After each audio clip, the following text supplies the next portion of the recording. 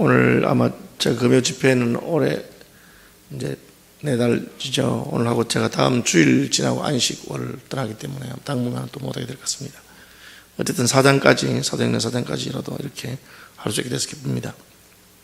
지난 시간에 제가 말씀하신 것 조금 기억하시는 분들이 있는지 모르겠는데, 저는 복음이 들어올 때 문화 충돌과 같은 영적인 충돌이 일어난다고 그렇게 말했습니다.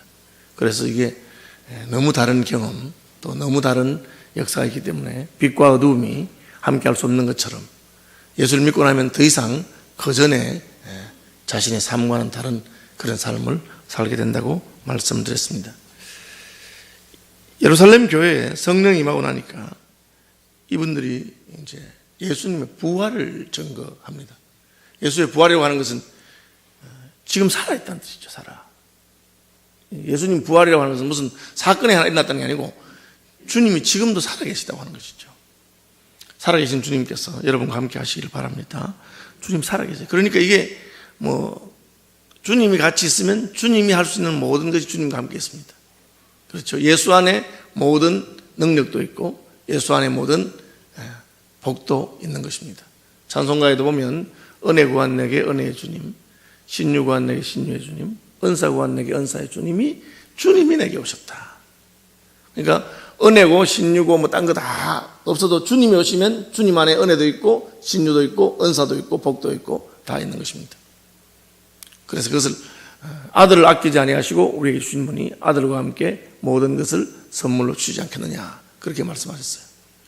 그럼 교회의 본질이 무엇이냐? 교회의 본질은 이 부활하시고 살아계신 예수가 우리 가운데 계신 것이죠. 그러니까 예수 안에 모든 것이 다 있습니다. 예수를 가진 사람은 아무것이 없어도 천하를 가진 것처럼 그런 마음이 있습니다. 왜? 예수님 안에 다 있기 때문에. 이것은 마치 사랑하는 사람이 자기 너무 사랑하는 사람하고 결혼하게 되는데 그 사람이 가진 것이 아무것도 없어도 그 사람만 나하고 같이 있으면 다 좋은 거죠. 그게 사랑이라고 하는 것입니다. 그래서 아가서에는 사랑은 그 무엇과도 바꿀 수 없다. 그죠? 사랑은 죽음보다 강하다. 질투는 음부와 같이 잔인하다. 사람이 많은 물로서도 그 불을 끌 수가 없다. 사람이 만일 자신의 온 가산을 가지고도 사랑과 바꾸려고 하면 멸시를 받을 것이다. 그만큼 좋다는 뜻이죠. 너무 좋은 것입니다. 부잣집 도련님이 사랑에 빠졌습니다. 그러니까 부모들이 웃으면서 헤어져라. 그 가난한 여자하고 네가 어떻게 살겠느냐. 그렇게 하니까 이 도련님이 아버지 그런 말씀하지 마세요. 제가 진짜로 사랑합니다. 그래? 이번 달부터 용돈을 딱 끊는다. 이렇게 말하니까 아버지 용돈 끊어도 저는 이제 자동차도 필요 없고 용돈도 필요 없고 저 아가씨하고만 살면 되겠습니다. 그래? 이거 봐라. 심각하네. 그래? 아버지 그 다음에 이제 그러면 내가 끊는 거 말고 내가 돈을 더 줄게. 지금 한 달에 1,000만 원이 주는 용돈을 내가 한 달에 1억을 올릴 테니까 그 아가씨 만나지 마라. 아버지 지금 무슨 제가 지금 사랑하는 여자를 만났다고 하는데 무슨 돈을 가지고 지금 나를 유혹하십니까? 그래? 야, 너 심각하구나. 그래? 10억 됐나? 내가 매달 10억 줄 테니까 그 여자 버려라. 얼마라고요? 10억. 에이, 그래도 안 되겠어요. 그래? 야, 너 대단하다. 뭐 그러지 말고 한 방에 끝내자. 내 재산이 3조인데 내가 너 다 주마. 그 여자 헤어져라. 그러니까 아버지 정말입니까? 이렇게 말하는 순간에 그 사랑은 진짜가 아니다. 멸시를 받는다. 사람이 자신의 온 가산을 가지고 사랑과 바꾸려 할지라도 멸시를 받게 된다. 그거는 진짜 죽음 같은 사랑을 경험해보고 그것 외에는 없다고 깨달으면 인생이 그런 사랑을 한번 할 수 있으면 그것은 복되는 것이라고 생각합니다. 하나님이 그렇게 하셨어요. 하나님께서 우리를 구원하고 사랑하기 위해서 자기 아들을 죽이신 것입니다. 예수께서 우리를 사랑하셔서 십자가에서 죽으신 것입니다. 우리가 그걸 딱 깨닫고 나니까 하나님 아버지께서 날 위해 자기 아들을 주시고 그 예수가 바로 날 위해 죽으신 그분이구나. 그리고 그분이 지금 살아서 내 앞에 계시는구나. 그러니까 그 무엇과도 예수님의 사랑을 바꿀 수가 없어요. 그러니까 사람이 달라진 것이죠. 아무것도 없어도 예수님이 날 사랑하니까. 찬송가에도 있잖아요. 예수 사랑하심을 성경에서 배웠네. 그렇죠? 나는 연약해도 주님 날 사랑하신다고. 날 사랑하심, 날 사랑하심, 날 사랑하심 성경에 써 있네. 그걸 깨닫게 되니까 그 하나로서 너무 기쁘고 행복하고 천을 얻은 것 같은 그런 것이 있습니다. 그래서 예수님 살아있는데 그 예수님을 부인할 수가 없는 것입니다. 이것 때문에 신앙적인 충돌이 일어나고 영적인 충돌이 일어납니다. 한국에 복음이 처음 들어왔을 때 그 집안에서 호적에서 팠잖아요. 너 예수 믿을 것 같으면 우리 가문에 쫓겨난다. 가문에 쫓겨나면 모든 유산 상속을 못 받고 그 집안에서 왕따를 당하기 때문에 그야말로 사회적인 죽음입니다.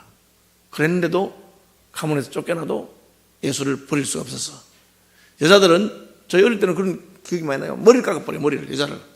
요즘이야 뭐 머리 깎으면 패션인가 보다 뭐 이렇게 생각하는데 옛날에는 여자가 머리 깎으면 어디 갑니까?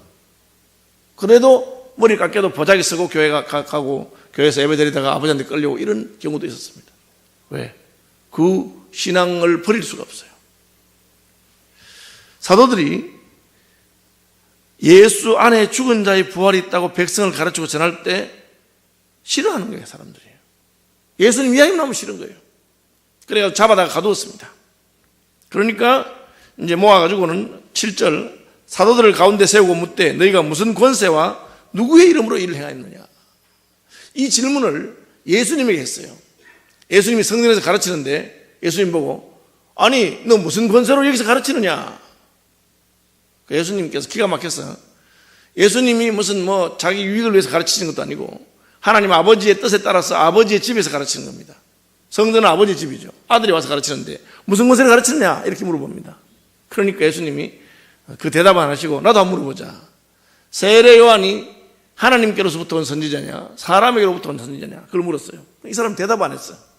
왜?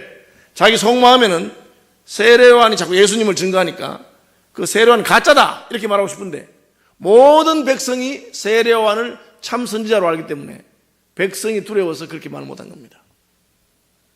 그러니까 예수님한테 모르겠다고 이렇게 말하니까 나도 말해준다 그렇게 했어요. 나도 말해준다 그렇게 했어요. 그러니까 사실 예수님은 이 성전이 누구 거냐? 하나님 아버지 겁니다. 하나님께 바쳤기 때문에. 그럼 난 누굽니까? 아들입니다. 아들이 아버지 집에서 마음대로 할 수 있죠. 그 얘기를 하신 것이죠. 제자들은 뭘 알았느냐? 참된 성전이 누구시냐? 예수님이에요. 그래서 예수님이 살아계실 때 이 성전을 헐라 내가 사흘 만에 다시 일으키리라 그거 알았어요. 이 성전은 참된 성전이신 예수 그리스도의 모형입니다. 그런데 그 성전에서 참된 성전이신 예수님께서 부활하셔서 주가 되셨다 그걸 못 가르치게 하는 거예요. 그러니까 이제 베드로가 성령에 충만하여 이르되 만일 병자에게 행한 착한 일에 대하여 이 사람에게 어떻게 구원을 받느냐고 오늘 우리에게 묻는다면 너 지금 그 안전벨기가 일어난 것이 싫으냐? 하나님께서 일으킨 그것에 대해서 거부하는 것이냐? 그건 아무도 거부할 수 없는 거예요. 성전 미문에 앉아있던 사람이 일어났으니까 하나님의 역사가 나타난 겁니다. 도둑질 하던 놈이 회개하고 도둑질한 걸 버리고 잘못한 사람들이 과거를 버리고 자기의 모든 것들을 애통해하고 그거는 누가 다 좋아하는 거잖아요. 에베소에서 바울이 복음을 전할 때 그 사람들이 회개하고 나니까 마술하던 책도 팔고 전에 죄 짓던 거 다 드러내고 그 값이 은 5만원 되는 그런 것들을 가져왔어요. 누가 봐도 이거는 분명한 하나님의 역사가 있었던 것이죠. 그러니까 이 병자에게 행한 착한 일을 부인할 수 없는 것처럼 마치 세례 요한이 하나님이 보낸 선지자인 것을 아무도 부인할 수 없었어요. 왜? 그 말의 능력이 있고 그리고 그 삶이 하나님 앞에서 바르기 때문에 똑같다는 거죠. 보면 모르겠느냐. 이것은 너희가 십자가에 못 박고 하나님이 죽은 자 가운데 살리신 나사렛 예수 그리스도의 이름으로 이 사람이 건강하게 되어 내었었느니라. 이 예수는 너희 건축자들의 버린 돌로서 집 모퉁이의 머릿돌이 되었느니라. 예수님이 얘기합니다. 우리가 이 말하는 건 딱 한 가지다. 예수께서 부활하셨다.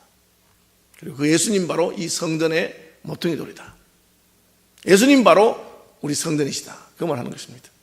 그러니까 교회는 모인 사람들은 약한데 왜 이렇게 담대하게 말할 수 있느냐? 왜 전과 달라졌느냐? 우리 속에 예수 그리스도가 계시기 때문에. 교회 안에 예수님이 계실 때는 세상이 꺾을 수가 없습니다. 그런데 그 예수님이 없으면 세상하고 그냥 기재게 하는 거예요. 누가 돈이 더 많으냐, 누가 더 많이 모이느냐, 누가 더 건물이 화려하냐, 누가 더 세련됐느냐. 세상이 자랑하는 것입니다. 우리는 더 돈 많은 것도 자랑할 필요 없고, 더 많이 모이는 것도 자랑할 필요 없고, 오직 예수께서 이 교회의 머릿돌이 되신다, 모퉁이돌이 되신다. 여러분의 삶도 마찬가지입니다.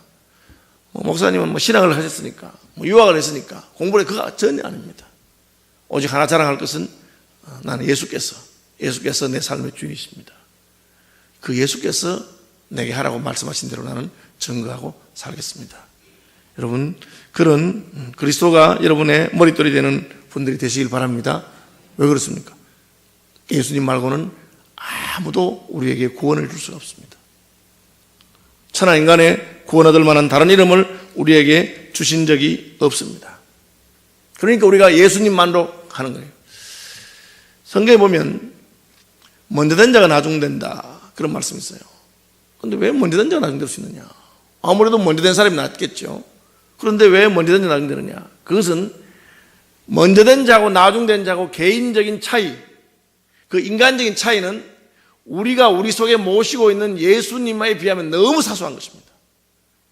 다시 설명합니다. 머리 좋은 놈, 머리 나쁜 놈 차이 있지만, 그러나 우리 속에 계신 하나님의 지혜에 비하면 머리 좋은 거나 머리 나쁜 거 그 차이는 사소하다고 말이에요. 내 주머니에 100만 원 있는데 저 사람 주머니에 1000만 원 있어요. 몇 배입니까? 10배 차이가 나요. 나는 100만 원 있고 1000만 원 있으면 10배 차이 나는 게 많이 차이 나죠. 그런데 하나님이 두 사람 다에게 1조씩을 줬어요. 1조씩. 그럼 나는 1조 100만 원 있고 저 사람은 1조 1000만 원 있어. 차이가 있습니까? 차이가 없어요. 1조 100만 원하고 1조 1000만 원 차이라고 하지 않습니다. 왜? 1조가 너무 크기 때문에. 내가 먼저, 나 1조 1000만 원 있는 사람인데 먼저 있는 놈이 예수를 딱 버리는 순간 난 1000만 원만 남아버려요. 한 푼도 없는 사람이라도 예수만 있으면 그 사람은 1조가 가진 사람이에요. 내가 아무리 늦게 와도 예수만 붙들고 그걸 놓치지 않으면 수십 년을 예수 믿어서 먼저 왔던 자가 예수 놓고 혼자 떠드는 것보다 수만 배, 수억 배 더 위대한 하나님의 사람들. 그래서 먼저 되어도 예수 놓치는 순간에 저 뒤에 떨어져 버려요. 아무리 늦어도 예수만 붙들고 있으면 그 사람이나 그 사람의 차이가 없어요. 왜? 예수님이 너무 귀하고 크기 때문에 그렇습니다. 여러분, 이걸 잘 아셔야 돼요. 기도도 마찬가지입니다. 오래 기도하고 열심히 기도한다고 능력이 있는 게 아니에요. 예수 이름으로 기도하는 게 능력이 있어요. 여러분이 기도할 때 진심으로 여러분의 마음이 예수의 이름으로 부활하셔서 사신 그 예수님께서 내 가슴에 불타올라가죠. 그렇게 예수께 부르짖으면 제가 늘 말하죠. 기도의 능력은 어디 있느냐? 응답이 있습니다. 오래 기도하는 게 능력이 아니고 큰 소리 기도하는 게 아니에요. 응답받는 게 능력이 있습니다. 근데 응답 어떻게 받느냐? 따라합시다. 예수 이름으로. 그럼 예수 이름이 뭐냐? 주문이 아니에요. 그냥 예수 이름 주문이 아니고 그 예수의 마음이 내 속에 들어오고 너희 속에 예수의 마음 품으라. 그 예수님이 내 속에 탁 차서 예수님 생각만 해도 좋고 예수에 어떻게 살까? 제가 이제 성경에 보면 말의 위력이 있어요. 그래서 기도도 위력이 있고 성경 말씀도 위력이 있고 말이 위력이 있어요. 그런데 이 말이라고 하는 게 위력이 있단 말이 뭔가? 그러면 내가 말할 때 자식들 보고 이 망할 놈아 그런 말 하지 마라 가르치거든요. 그 말이 위력이기 때문에 자식 보고 망할 놈아 뭐 이런 말하면 망한다 그 말이야. 그럼 복 받을 녀석아 뭐 이러면 복을 받는다 그죠? 그러면 무조건 말대로 듣냐? 아닙니다. 왜 말대로 안 들었냐? 내 말하고 하나님의 말이 부딪히면 내 말은 깨져버려요. 무슨 말인지 아시겠어요? 내가 아무리 말을 세게 하고 강하게 하고 막 주문을 외우듯이 해도 내 말이 하나님 말하고 부딪히면 내 말은 깨지고 하나님 말만 남아요.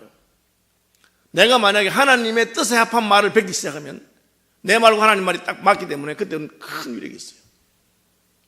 목사의 설교가 언제 능력이 있느냐? 목사가 하나님의 말을 그대로 말해버릴 때는 그 말이 위력이 있습니다. 말은 힘이 있어요. 그런데 나만 말한 게 아니고 하나님이 이미 말씀하셨기 때문에 하나님이 말씀하신 것을 거슬러 가면은 아무래도 소용이 없어요. 그걸 모르고 그냥 말로만 그저 복 받아라. 우리 가정이 부유해지면 좋겠다. 하나님이 부유해지는 것을 복이라고 하셨느냐? 성경은 그렇게 안 됐어요. 너무 부자도 되지 말고 너무 가난하지도 말게 해라. 그렇게 돼 있어요. 왜? 행여 내가 부유해서 하나님을 배반할까 한다. 그렇게 돼 있어요. 성경 말씀과 맞춰서 내가 말하면 놀라운 역사가 있어요. 제가 어릴 때 저를 가르치던 목사님이 늘 하시는 말씀이에요. 욥이 고난을 겪고 나서 2배의 복을 받았다. 그 2배의 복을 받는 사람들이 다 좋게 생각합니다. 그러나 오늘날 사람들 가운데 아무도 하나님, 나는 마음이 강팍하고 교만한 놈이기 때문에 욥과 같이 쫄딱 망해가지고 저 바닥에 내팽개쳐 쳐야만 내가 정결하게 되고 주님처럼 될 것 같으니까 하나님 나를 망하게 해주십시오. 그렇게 기도하는 사람은 자기 못 받다는 거예요. 성경 말씀에 있는 대로 그렇게는 못해요. 예수님이 심령이 가난한 자가 복이 있다 그랬는데 누가 보면은 가난한 자가 복이 있다 그랬어요. 가난하게 해주십시오. 그렇게 기도 안 해요. 그러니까 하나님의 말씀만큼 우리가 그만 안 가는 겁니다. 다시 돌아갑시다. 제가 말하고자 하는 것은 예수님 한 분만으로 능력이 있고 권세가 있는 겁니다. 쟤들이 어디서 배웠길래? 뭘 배웠길래 저렇게? 원래 학문도 없는 보통 사람이 저렇게 담대하게 저렇게 능력 있는 말 하느냐? 할 수 있습니다, 여러분. 학문이 없어도 예수님이 들어오면 그 예수님이 가지신 지혜가 세상에 어떤 학문을 가진 사람의 학문 합한 것보다 수천 배, 수만 배가 되기 때문에 한 사람은 초등학교 나오고 한 사람은 대학을 나왔는데 둘 다 예수를 믿으면 차이가 없다고 말이에요. 차이가 없어요. 초등학교 나온 사람이라도 늘 말할 때 내 속에 계신 예수님의 지혜를 따라 말하고, 대학을 나온 사람이 자기 배웠다고 자기 멋대로 말하면 초등학교 나온 사람의 지혜가 더 앞서갈 수 있어요. 왜 그러냐? 그것이 바로 우리 속에 계신 예수님 때문에 그래요. 도대체 무슨 권세로 네가 성전에서 랍비냐? 율법을 배웠느냐? 왜 여기서 떠드냐? 그러니까 저 안전병이 일어난 것 때문에 그러세요? 내가 한 건 아닙니다. 당신들이 십자가 못 박아 죽인 그 예수 그리스도의 이름으로 일어난 겁니다. 천하 인간의 구원을 얻을 만한 다른 이름을 준 적이 없다고 했습니다. 우리가 전하는 것은 우리를 전하는 것이 아니고 예수 그리스도를 전가하는 것입니다. 그렇게 말합니다. 이걸 모르고 예수님은 나 놓고 나 혼자 높아지려 하기 때문에 안 되는 겁니다. 높아지는 법이 뭡니까? 내가 예수를 높이는 것입니다. 그러면 주와 함께 높아지는 것입니다. 예수님 영광 받을 때 우리 같이 영광 받습니다. 그러니까 처음 예수 믿어도 그 진리를 딱 바로 알고 딱 하면 달라지는 거예요. 제 친구가, 제가 고등학교 전도한 친구가 있는데 학교 교회 학교 같은 데서 고등부 모임에서 이제 후배들이 싸워요. 고2 때 예수를 처음 믿었습니다. 그거 제가 고3 때 같아요. 고3 때 1년 중 예수 믿은 1년 됐는데 고등학교 2학년 학생들이 서로 고등부에 서로 싸우는데 싸우면서 네가 옳으니 내가 옳으니 하면서 막 싸우는 거예요. 이 친구가 선배가 보니까 후배들이 싸우니까 말려요. 나는 옆에서 제가 예수 믿은 지 1년밖에 안 했는데 어떻게 저 후배들을 타일러서 말릴까? 선배 그냥 힘으로 야 임마 싸우지 마 이렇게 하는지, 아니면 뭐 잘 설득해서 말리는지, 혹은 성경에 서로 사랑하라 했는데 왜 싸우냐 하는지 제가 궁금해서 제가 가만히 있었어요. 저는 오래 예수 믿어서 가만히 있었는데 말리는데 방법이 이제 둘을 딱 떼놓더라고. 떼놓고는 한 명씩 이렇게 설득을 해요. 예수 믿는 사람들이 왜 싸우냐? 예수 믿는 사람이 서로 사랑해야지. 이렇게 하니까 한 녀석은 조금 깔아앉았는데 다른 한 녀석이 억울한 녀석이 있었는가 봐요. 형 그래도 그렇지 저 녀석이 나를 무시한단 말이에요. 쥐가 나한테 그렇게 말할 수 있어요? 제가 나를 무시한다고, 나도 자존심이 있는데 이렇게 말했어요. 그러니까 이 친구가 딱 그 말 듣고 이렇게 말해요. 네 예수 안 믿나? 그러니까 이 후배가 그 말을 못 알아들어. 형 나도 자존심 있지 이러는데 얘가 너 예수 안 믿나? 이러니까 예수 믿죠. 예수 믿는 애가 무슨 자존심 있노? 예수 믿는다면서. 그래 말하더라. 제가 그때 충격을 받았어요. 얘가 제 예수님 제대로 만났구나. 여러분, 예수 믿는 사람 자존심 필요 없어요. 예수 믿다 다 죽었는데 뭐 무슨 자존심이 있어요? 여러분이 누가 여러분 무시하면 기분이 되게 나쁘거든. 아직 내가 제대로 예수 안 믿었구나. 누가 무시하거든. 예수 믿는 사람은 나는 사실 그보다 더 나쁜 놈이야. 너가 몰라서 그렇지. 더 나쁜 놈입니다. 하나님께서 내 속에 있는 걸 다 비추시는데 내가 그 진리의 빛으로 날 비춰보니까 얼마나 내가 더럽고 누추하고 죄인이고 그냥 애통한 마음이 생긴지 몰라요. 여기도 마찬가지입니다. 저는 여러분들 중에 천사가 있다고 생각하지 않습니다. 다만 여러분 중에 누가 계시냐? 예수님이 계시기 때문에 천사보다 더 귀하다고 믿는 거지. 우린 다 죄인들입니다. 엄난하고 배역하고 탐욕적이고 정욕적인 사람들입니다. 우리 교단을 세웠다고 할 수 있는 한상동 목사님이 3.1교회 목회할 때 이야기잖아요. 딱 목사님 설교하고 그때는 장로님이 광고해요. 장로님이 광고하러 올라가지고 우리 목사님 잘못한 점 20가지. 1번 설교가 너무 길다. 2번 뭐 이런 식으로 20개 읽었어요. 여러분 같으면 어떻게 하겠어? 어디 장로가 지금 얼마든지 그렇게 해도 그분의 권위에 누를 수 있는 다음 분입니다. 그분이 딱 끝나고 올라가니까 뭐라 하는지 아세요? 장로님 감사합니다. 사실은 제가 그보다 훨씬 나쁜 놈인데 뭐 그만해 주셔서 고맙습니다. 앞으로 제가 더 힘쓰겠습니다. 딱 그렇게. 그게 말로 입에 발린 소리가 아니고 딱 알아. 왜? 이미 한번 죽었기 때문에. 죽은 사람이에요. 예수 믿고.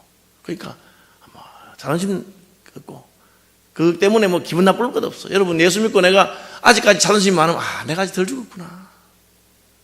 내가 이게 예수와 함께 안 죽었기 때문에 내가 죽고 내 속에 부활하신 예수가 살면 그런 거는 괜찮아요. 뭐 날 좀 무시하면 어때요? 원래 그런 놈 많은데 내가 예수 믿어서 천국 간 거잖아요. 아무 상관이 없습니다. 그게 이제 여러분 제가 하는 이 말이 깨달아지거든. 여러분 이해가 되고 내가 실제로는 그렇게 못 살아도 그게 옳다 싶은 정도만 돼도 여러분이 예수 믿는 사람이에요. 실제는 잘 안 돼요. 사람이 인생인지라 그렇잖아요. 저도 그 뭐랍니까 우리 집 사람이 그 노랑틀이 하는데 노랑틀만 건드리면 내가 막 불을 한다고 하는 그런 게 있어요. 그러나 집에 돌아가면 하나님 잘못했습니다. 내가 나쁜 놈입니다.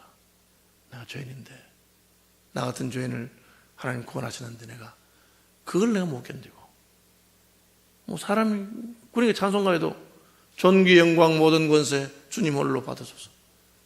그렇죠? 멸시천대 십자가는 제가 지고 가겠습니다.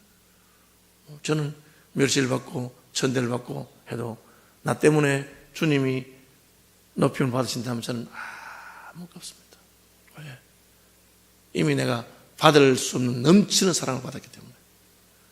나 같은 자가 지옥 밑바닥에 떨어져도 10번을 떨어져도 할 말이 없는데 하나님이 나를 구원하셨는데 내가 무슨 말 하겠습니까?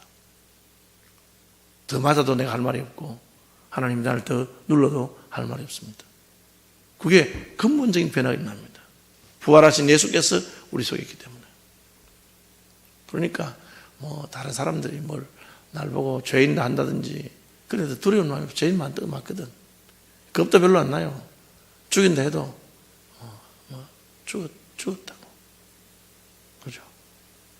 제 후배 목사 하나가 아주 진짜 그 골치 아픈 교회 갔는데 그 교회 장로님 중에 한 분은 깡패 비슷한 분이에요. 깡패는 아니고 힘을 짰어요. 그래가지고 목사가 뭐 자기가 원하는 대로 잘하면 이렇게 잘 있고 안 하면 막 그냥 주먹을 가지고 목사를 흔드는 그런 분이 있었어요.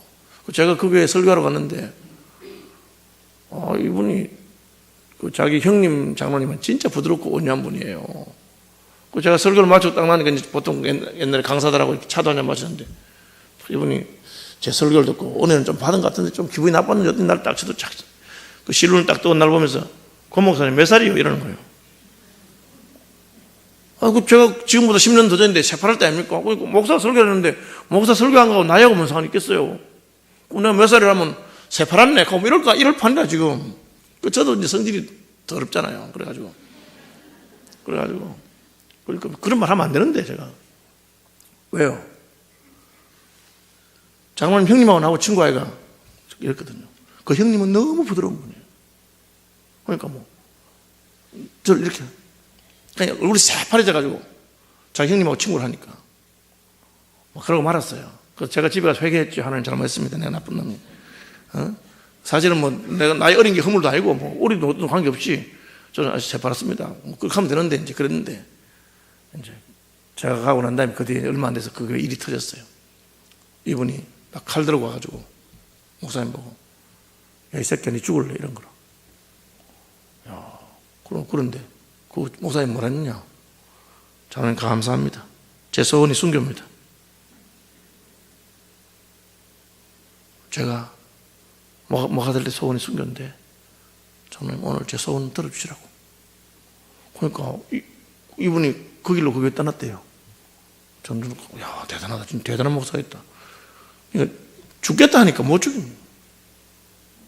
왜 그런 말 할 수 있느냐? 아이고, 목사가 괜히 객기 부리다가 그럼 칼이라도 맞으면 자기만 손해고 진짜 죽으면 어쩌려고 가족도 어쩌려고 이래.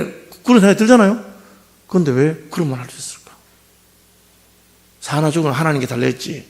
지가 내 죽이려고 해서 죽이는 것도 아니고 내가 뭐 죽고 싶어 죽는 것도 아닙니다. 여러분 그걸 분명히 아시면 좋겠어요. 내가 무슨 여러분 암에 걸려 죽는 것도 아니고 무슨 사고나 죽는 것도 아닙니다. 하나님이 때가 되어서 불러야 간다. 그게 어느 날 다 깨달아지는 거라. 내 인생이 주님의 손에 잡혀 있구나. 그렇죠? 다윗이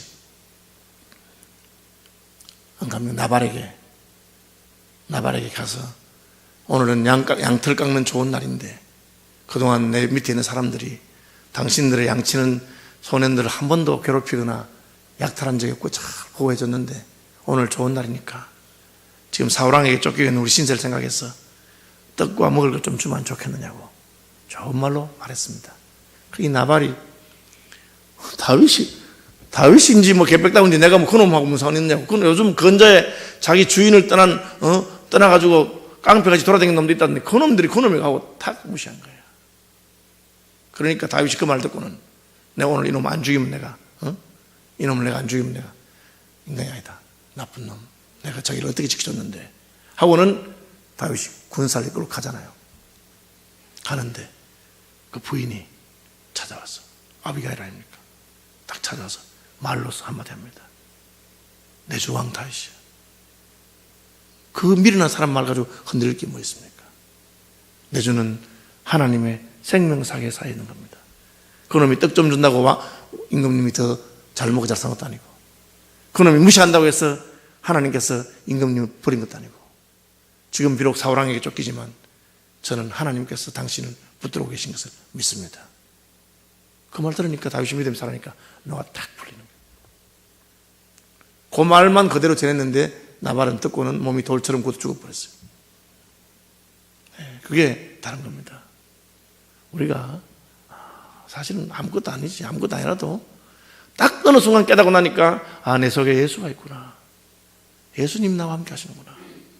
예수님 날 보고 복음을 전하시고 예수님 날 보고 같이 가자 하시고 예수님이 내 얼굴 보고 싶다 하시고 바위 틈 낭떠러지 엄밀한 곳에 있는 내 비둘기야 나로 내 얼굴 보여. 나는 누추한 자요. 나는 더러운 자요. 그런데 사랑한다고 말씀해 주신 거야. 그러니까 세상이 확 달라져 버려요. 배운 게 별로 없는 사람인데 담대하게 복음을 전합니다. 여러분 내가 이걸 움켜쥐고 붙들려 한다고 그게 내게 안 됩니다. 돈이든지 사람이든지 다 놓고 나는 주님만 붙듭니다. 저거는 주님 붙들고 있는데 저걸 어떻게 또 붙듭니까? 그러면 그거는 주님이 알아서 다 해주는 겁니다. 여러분의 생애에 예수만 꼭 붙들고 가시는 분 되길 바랍니다. 그럼 배운 게 없어도 하나님 지혜를 주세요. 제가 전에 말씀드렸죠. 제가 모교회 대구 서문호교회인데 거기 주일학교 초등부 부장 장로님 목수예요. 초등학교를 못 나왔어요. 옛날에 기술 소목장이라 그래가지고 교회 강대상 의자 이런 거 만드시는 분이에요. 평생 그 학사 사셨어요. 제가 그 불고기 개최했을 때도 헌금함 하나 직접 만드셔서 보내셨던 장로님 돌아가셨습니다. 아셨는데 조장로님인데 여름 성경학 하는데 그때는 애들이 얼마나 많이 모이고 이분이 초등학교도 안 나온 분이 설교를 해요. 근데 애들이 막 얼마나 은혜를 받는지. 근데 한창 설교하는데 뒤에 깡패 같은 놈이 하나 와가지고는 행패를 부리면서 막 떠드는 거라 막. 그러니까 막 사람들이 분위기가 썰렁해지잖아요. 사대질 하면서 그 설교하는 조장님 보고 하나님이 어디 있노? 하나님 있으면 한번 보여줘봐라. 보여주면 내가 믿지? 이러는데 그 장로님이 딱 이렇게 말했어. 야 이놈아 니는 네 눈꺼풀이 보이나? 이 사람이 놀래가지고 여러분 눈꺼풀이 보입니까? 지 눈꺼풀도 못 보는 놈이 어떻게 하나님 본다? 근데 그 별말도 아닌데 그 말 듣고는 그 사람이 딱 입을 다물.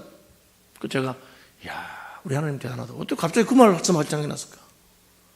자기 눈에 달려있는 눈꺼풀도 못 보는 인생이 무슨 하나님을 본다고 떠드냐고 그래 말씀하시더라고요. 제가 참 하나님의 지혜는 다르다고 깨달았습니다. 베드로가 담대하게 말합니다. 왜 그렇습니까? 그 속에 예수 그리스도가 계시기 때문에 그렇습니다. 교회가 베드로를 이제 뭐 어떻게 할 수가 없으니까 공회가 넣어줍니다. 베드로가 풀려났잖아요. 풀려나서 어떻게 합니까? 23절 사도들이 노임에 그 동료에게 가서 제사장들과 장로들에게 말씀을 다 알리니 이게 뭡니까? 한 번만 더 넣어 한 번만 더 예수라고 떠들어서 하면 다음에는 잡아 죽인다. 여러분 그 말 믿을 거 없어요. 두고 받은 놈 겁날 거 없어. 이번에 못 죽인 놈이 다음에 어떻게 죽입니까? 죽인들 예수님께서는 육체는 죽이고 그 영혼은 죽이지 못하는 자 두려워할 필요도 없어. 예수 믿는 사람들은 이미 함 죽었기 때문에 겁나는 게 없는 거예요. 죽인다. 우리 같으면 뭐 해가지고 하나님 살려주이소 죽이려고 합니다. 안 죽게 해주십시오. 그렇게 기도하죠.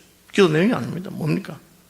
하나님 우리가 더 담대하게 복음을 전하다가 죽게 해 주십시오. 그렇게. 초대교회가 핍박을 물러가게 해달라고 기도하지 않았어요.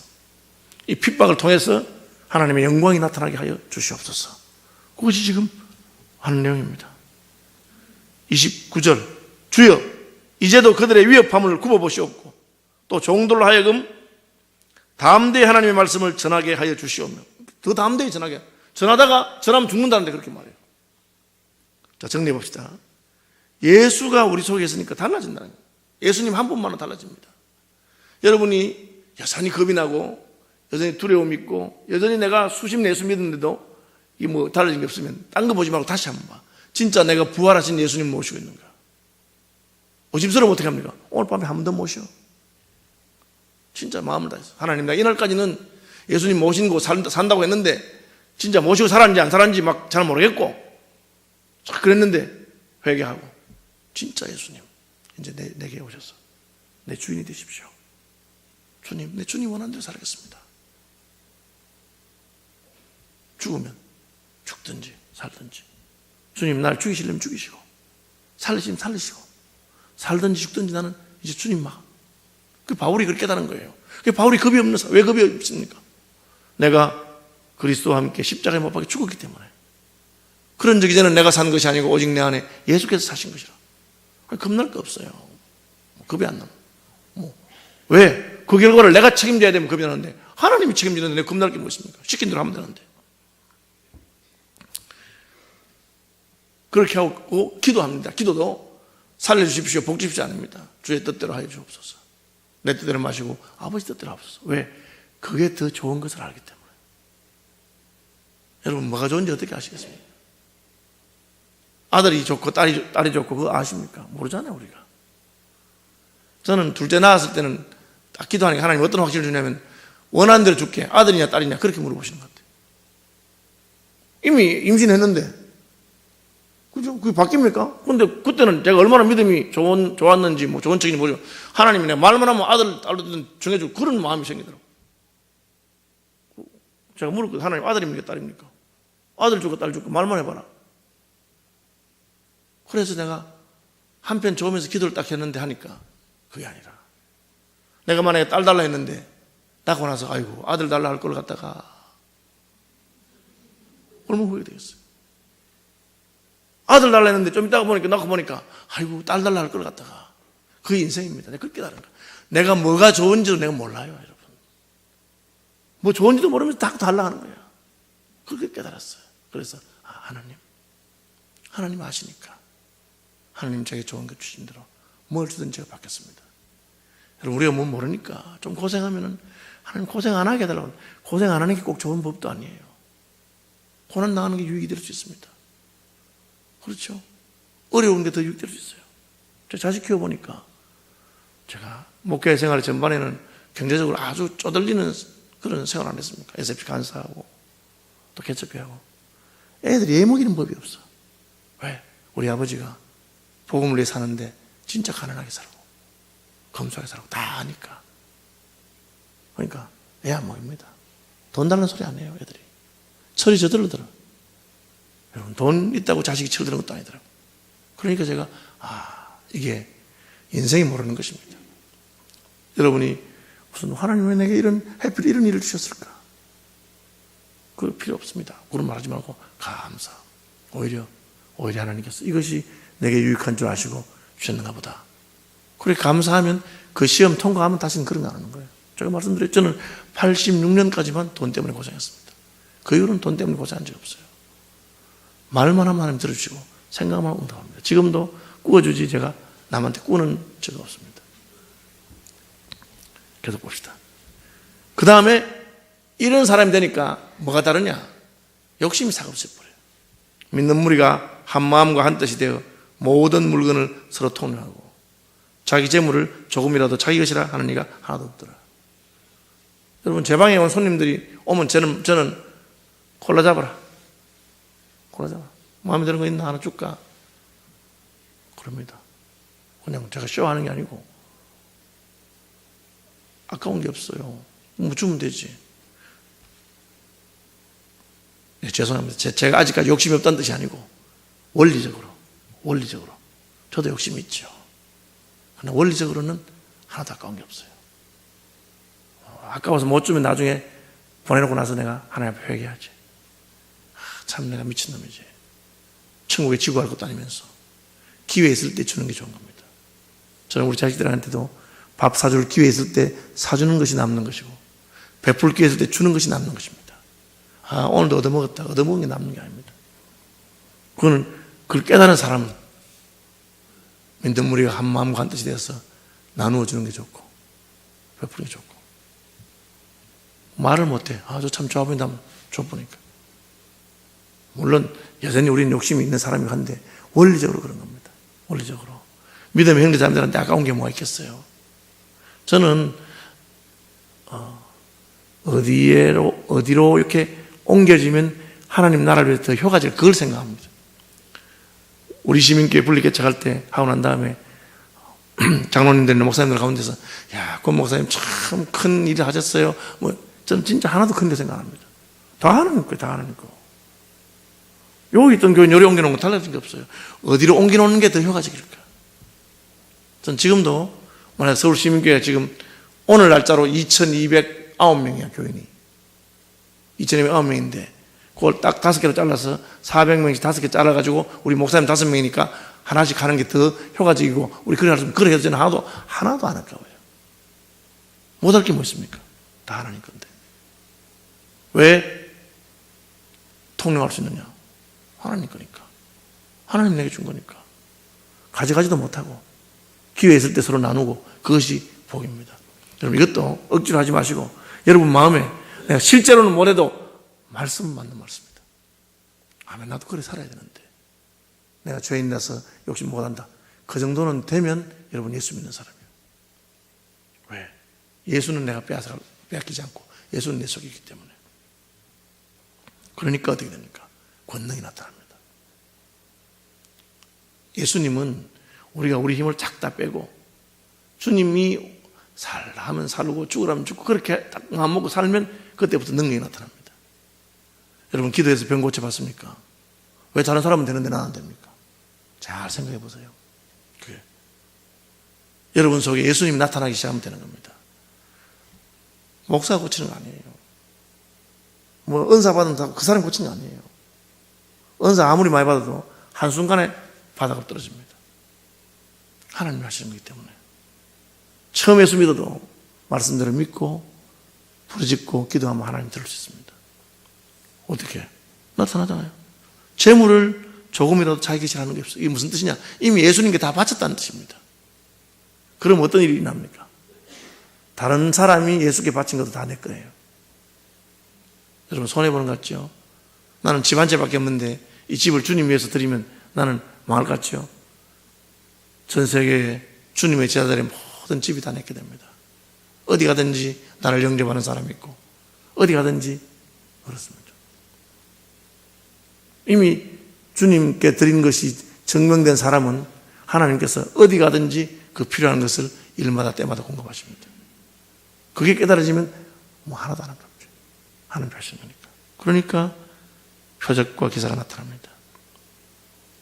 그 중에 가난한 사람이 없으니 이는 밭과 집 있는 자는 팔아 그 판 것의 값을 가져다가 사도들의 발 앞에 두었다. 이것도 굉장히 무서운 말씀이에요. 교회가 참된 공동체가 될 때 그 중에 축복받은 사람이 누구냐 아닙니다. 그 중에 핍절한 사람이 없느냐 하는 것으로 교회의 능력을 봅니다. 우리 중에 복받아서 부자된 사람이 얼마나 많냐가 아니라 우리 중에 굶어 죽는 사람이 없어야 되고 우리 중에 돈이 없어서 공부 못하는 사람이 없어야 됩니다. 내 자식은 학원에 몇십만 원씩 들여도 계속 보내고 재수 삼수 해도 공부시키면서 진짜 교회에 쟤는 공부시키면 될 애들이 있는데 집이 어려워서 공부 못하는 애들이 있으면 그것이 참된 공동체가 아니라 그 말이에요. 같이 먹고 같이 할 수 있는 그게 되면 그것이 교회의 능력입니다. 권능과 능력은 그 삶과 같이 가는 것입니다. 제가 이제 이 말씀을 보고 적용하면서 마음에 딱 걸리는 게 도대체 우리가 어디까지 이것을 적용할 수 있을까? 그래서 이것을 여러 가지 방법으로 적용해 본 사람들이 있고 저도 해봤습니다. 저는 SFP 간사하는 동안에 그전에는 공동생활 하면서 내가 받은 월급 서랍에 넣어놓고 같이 살면서 필요한 사람 내가기 그렇게도 해보고 또 내가 받은 모든 소득을 한 통장에 넣어가지고 갈라서 보고 다 해봤습니다.